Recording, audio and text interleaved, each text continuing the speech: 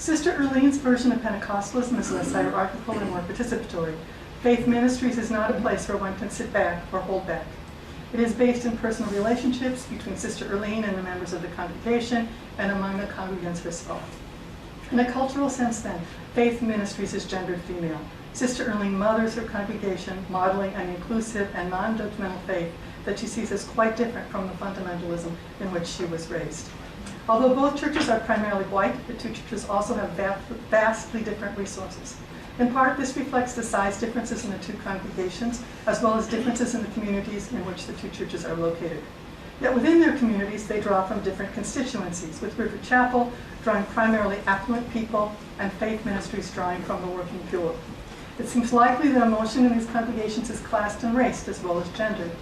Once we see both services as emotional, however, the question of why middle-class white men might be drawn to a low arousal service with feeling rules that demand contained expression from people in the pews, while they serve as an audience for the professionals on stage who perform the up-down-up narrative structure, becomes as important a research question as the one that sociologists usually ask, that of explaining why poor people would be drawn to Sister Erlene's Pentecostal service. To summarize, we argue four things. First, emotion and cognition are co-constitutive, I just had trouble with that one today, and we suspect they are both important to all religion. Second, what we call emotion in religion has many possible expressions. The kinds of emotions desired and experienced vary across religion. Third, religions employ technologies to produce affective states and make it more likely that participants experience the desired emotions, but that does not necessarily mean that churches are manipulative, at least no more so than the average shopping mall. Fourth, these technologies and the religions that produce them are themselves situated in time and space. We have argued here that the sociology of religion would benefit from seeing emotion and belief as co-constitutive and present across religions. Once we move away from seeing some religious traditions and practices as emotional and other religions and traditions and practices as rational, then we can turn our attention to exploring variation in ideal emotions, affect, the range of expression, feeling rules, and narrative structures.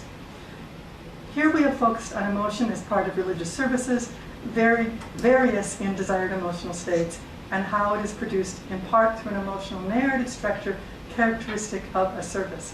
Many other questions about religion and emotion remain untouched here. We have not examined the relationship between ideal emotions and the experience of people in the pews.